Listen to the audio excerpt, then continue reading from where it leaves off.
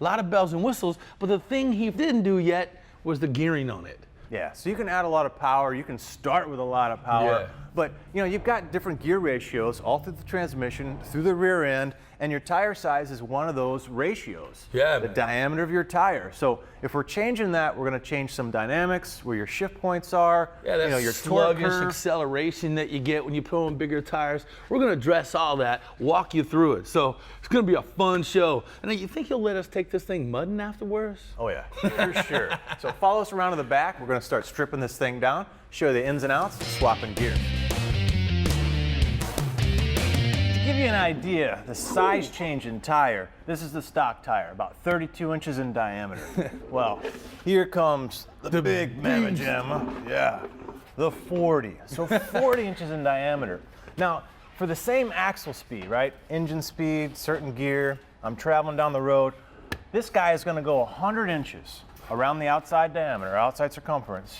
This one's gonna go 125 for that same single rotation. So I'm gonna go further on this tire than this one, which can be good for fuel economy, but I'm gonna lose a lot of torque to the ground. So just like this torque wrench, right?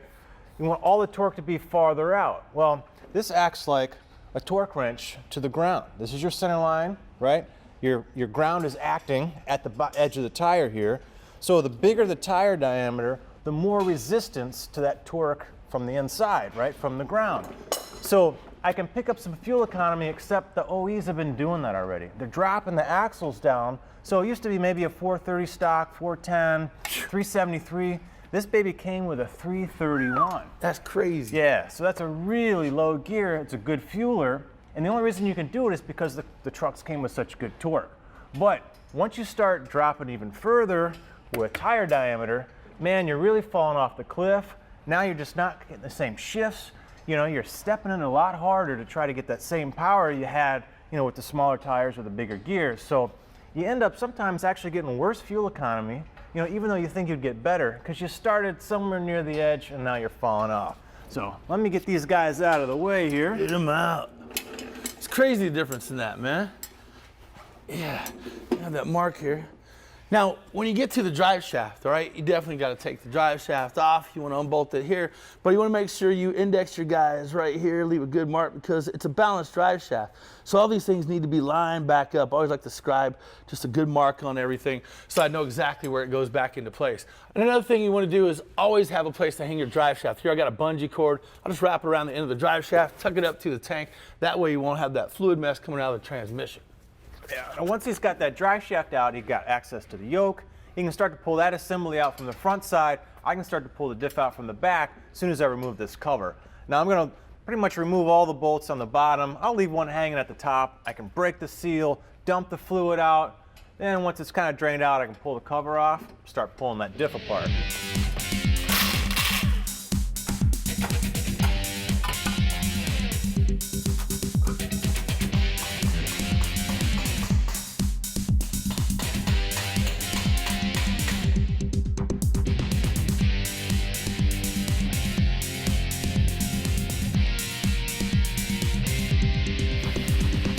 In here we've got our diff, and if I'm turning the yoke on the front side, the pinion, which is a small cone gear we'll show you in a minute, is driving this big ring gear.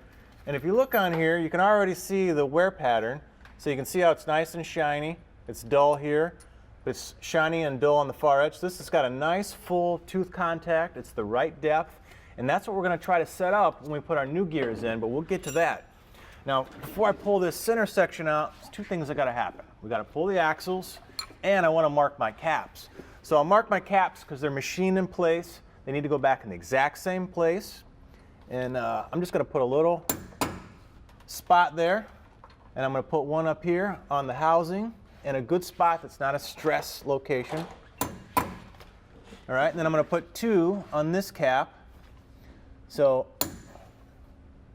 I can make sure, once again, these go back where they should. Now, on a lot of these, you've got C-clips that have to get pulled before the axles can come out.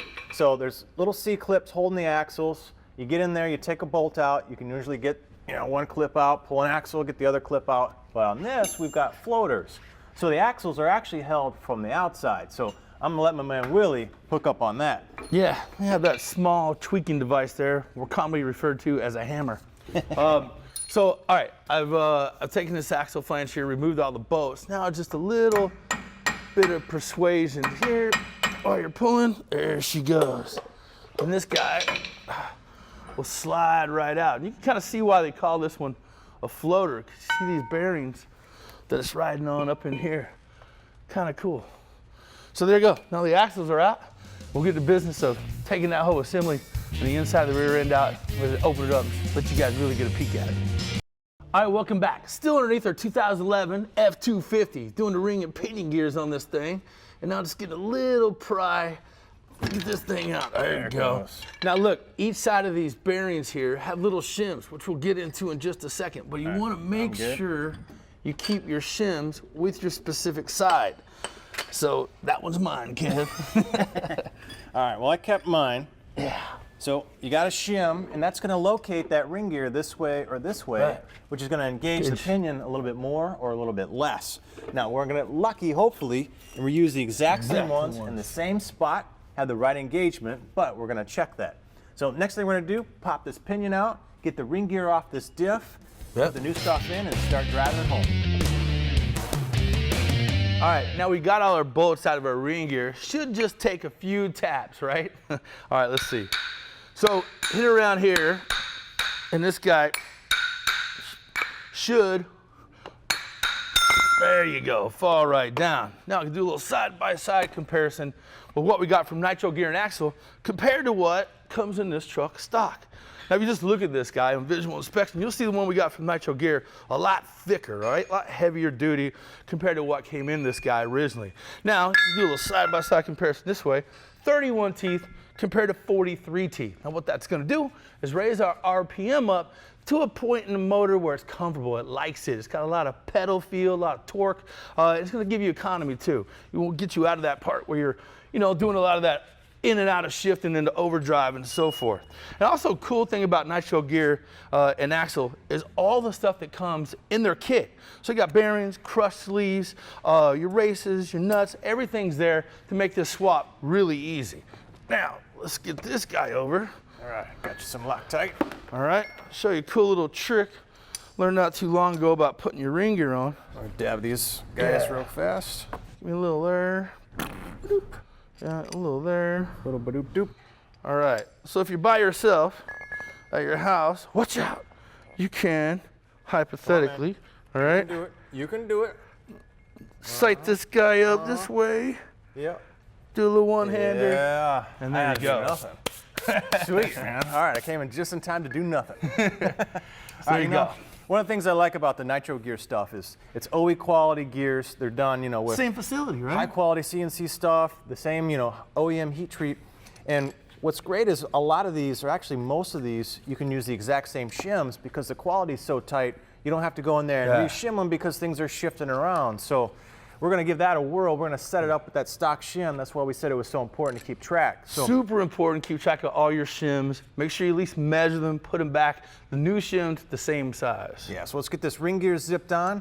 I got to get that bearing off the pinion from the old one so we can get the new bearing set pressed on, the right shim pack, and we're ready to assemble and check out our mesh. Yes. All right, welcome back. We got a ring and pinion going in. This guy's the pinion side here. Yep. We've got our shim. That's going to control the in and out location. And we've got a test bearing. So we wallowed out the ID. So it actually slides on here instead of press fitting on. So if we got to change shims, we don't have to mangle the bearing. Yeah, what a to lifesaver, do some too. adjustments. That will save you a lot of steps. Yeah, we got a crush washer here, so that spaces the two bearings. And when you really go for your final bolt down here, it'll crush down just to the right preload. And I'll slide this up in here for Willie. Yeah, he's gonna send it that way. I got the oil slinger. And when we put a little pressure on our nut here, that's gonna set everything. Right, so this guy will get set to the right preload. You're gonna make sure it has the right sort of friction. You can put a little inch-pound meter on it. When that's set, we can put our diff in, start checking it for gear mesh.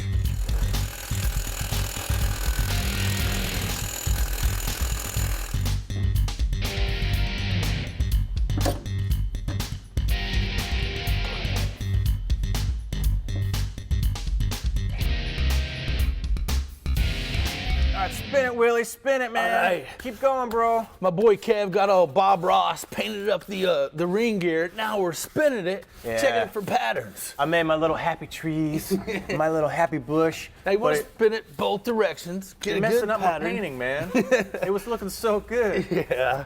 All right, about there. That looks good. All right, come back around, man. Let's show them what we got. All right, first thing we did was set our backlash, right? And the biggest way to make that change is left to right, by these shims. Well, we set up our dial indicator, click this thing back and forth. That's the mesh between the gears. We were right in the zone, so then we went to painting and spinning. Right, and that's where Kev hit the ring gear with a bunch of just yellow indicator paint. We spin it, and it creates a pattern, either on this heel side, this toe side, or on the drive side, or the coast side. We'll explain a little bit of that in a second, but this is the good stuff. And I don't know how well you can see it on camera, but you can see a nice wear pattern, and you know, the more you spin it, the more you're gonna see that paint get taken off, but it's pretty well centered, and it's got a good depth to it, so I think we're pretty close. Come on, dog. That's right. So what do we got left, man? Nothing. We got to hustle. Let's put this on. Actually, we'll take this back out, put the regular bearing back in it that we're supposed to have in it, button it up, and go hit the trail. Button it up. That's what I was looking for, man. A little bit of fluid. Bang.